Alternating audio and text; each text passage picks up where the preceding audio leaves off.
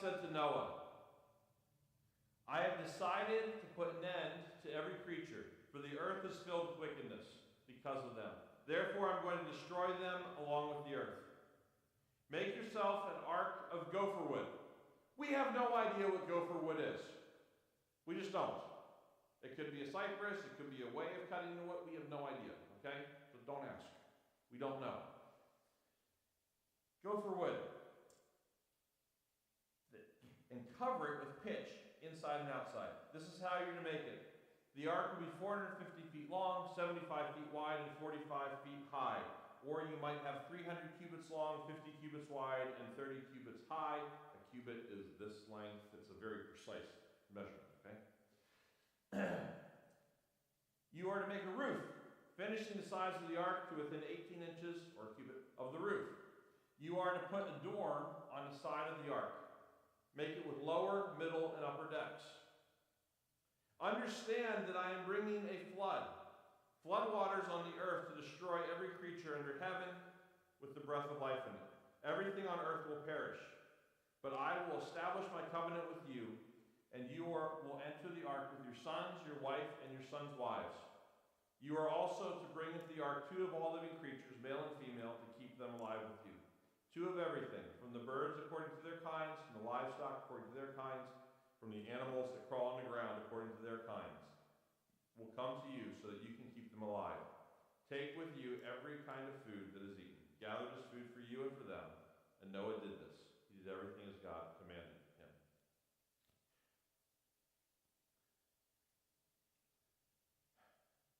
Now, you'll notice it says 2 of every kind, and if you go to 7, it tells us 2 of every kind, then 2 or 7 pairs of every kind of clean animal. It's not a contradiction, it's just the expansion. Because after the flood, 2 things were, well, there were 2 things that you needed to clean animals for. 1, they were sacrificed, but 2, we don't have the eating of animals until after the flood. If you don't believe me, go back and look, it's fine. Hebrews chapter 11, verse 7. Again, we're walking through the book of Hebrews. The writer of Hebrews writes, by faith, Noah, after he was warned about what was not yet seen, and motivated by godly fear, built an ark to deliver his family. We're going to stop there. Let's just talk about that part for a minute. By faith, Noah, after he was warned about what was not yet seen, and motivated by godly fear, built an ark to deliver his family. Noah was warned about what was not yet seen. We don't even think about it maybe, but in the beginning, as God created, we see in Genesis chapter 2 that the earth was watered by dew, by mist. That every morning, mist, dew. That's how the plants got their water. Man, wouldn't that be easier for the agriculture? Okay? No irrigation needed. There's just a mist over the ground every morning. The world that Noah grew up in is probably much different than the one that we know today.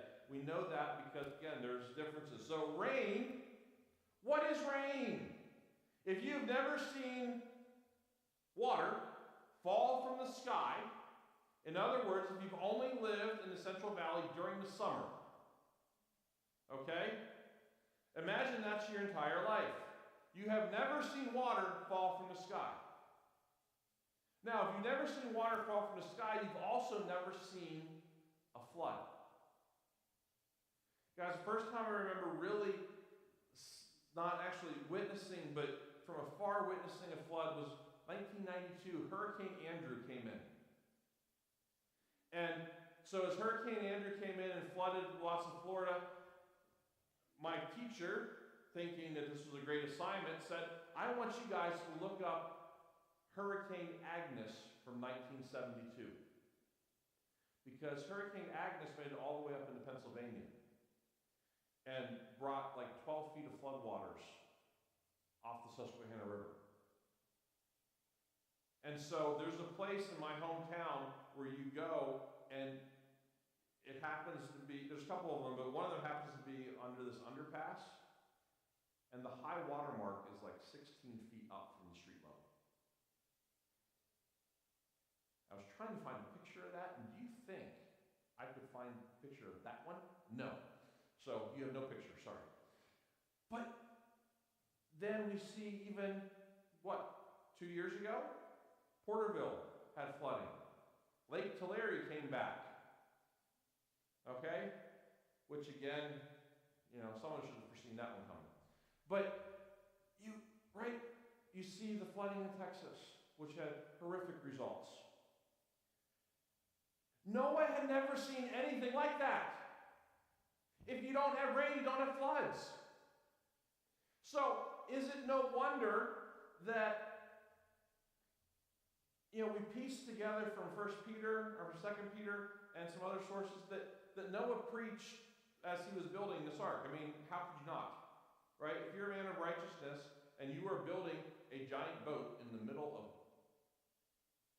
no water, most likely, you're building a giant box of wood. People are going to be like, what are you doing? Some of you live in communities where if you were to start building like a raised bed planter in the front of your yard to grow some vegetables, people will be stopping by like, what are you doing? And he's telling, well, God told me there's going to be rain and flood. He told me to build this thing. Hebrews tells us what? By faith, after he was warned about what was not yet seen, and motivated by godly fear. It's interesting, the Greek word behind that godly fear is often used for respect, too. This understanding of who God is, this understanding of his power, this understanding of his majesty. When we understand who God is and who we are relative to God, and we realize that God still cares about us, but we understand